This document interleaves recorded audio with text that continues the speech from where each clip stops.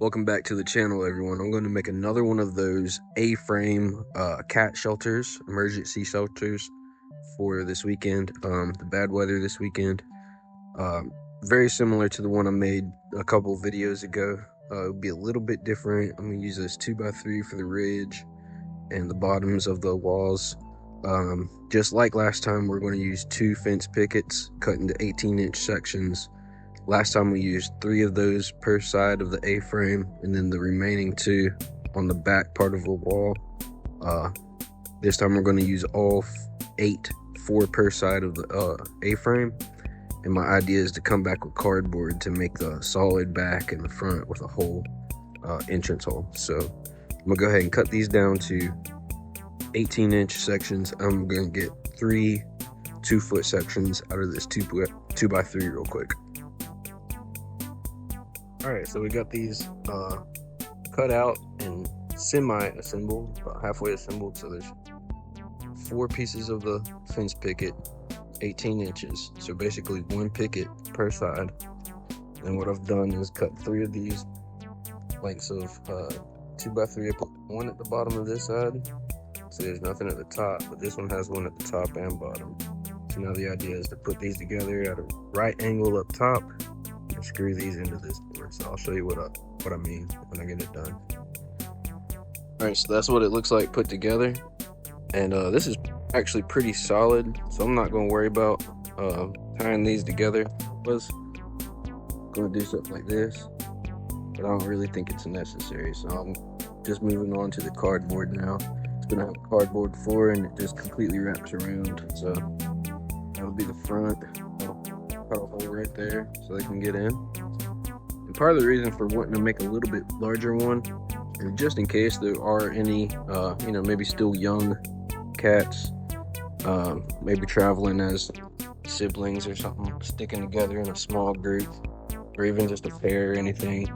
This one is big enough for multiple cats, maybe even 3 to 4 probably could get in there pretty cozily. So I'm gonna work on getting this box to form to this shelter as best as possible and get it stapled down, and I'll show you what it looks like. Alright, so we have a small side on each side still exposed. It shouldn't be too bad though. Remember, this is not supposed to be a permanent home, just trying to get them through this next week or so. That's also why we're using cardboard, right? We wouldn't use that for a permanent house, but I made this little overhang here to make sure that when the opening here for the door, the rain and snow won't be able to get in there. So I'll cut a door here, and then this will be done.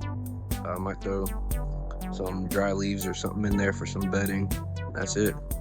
So I'll show you once I put it out in the woods somewhere. All right, got us a little spot right here. Couple little game trails coming through.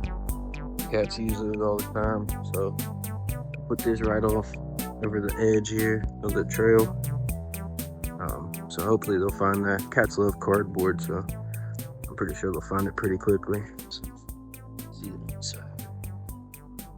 That should hopefully stay pretty dry, nice and warm. Again, we gotta make sure our door is facing away from north and west, which is that way pretty much. So maybe you could even turn a little more that way. A little more protections in the wind. So I think we'll be pretty good here. We're going to stuff that with some dry leaves, gather up some dry leaves, stuff that one. Do the same thing for those 2 others that I've built. The 2 that are enclosed up under the carport, we just put some blankets and stuff inside there, so those will be fine. But these ones, we don't want to use blankets or jackets or towels or anything, because they're not really enclosed. So they're going to, if that stuff gets wet, there's not really much insulation value. So use like straw or leaves or something like that in these ones. So I hope y'all like that. I'm not sure if I'm gonna make any more. This might be the last one, but come back and check it out.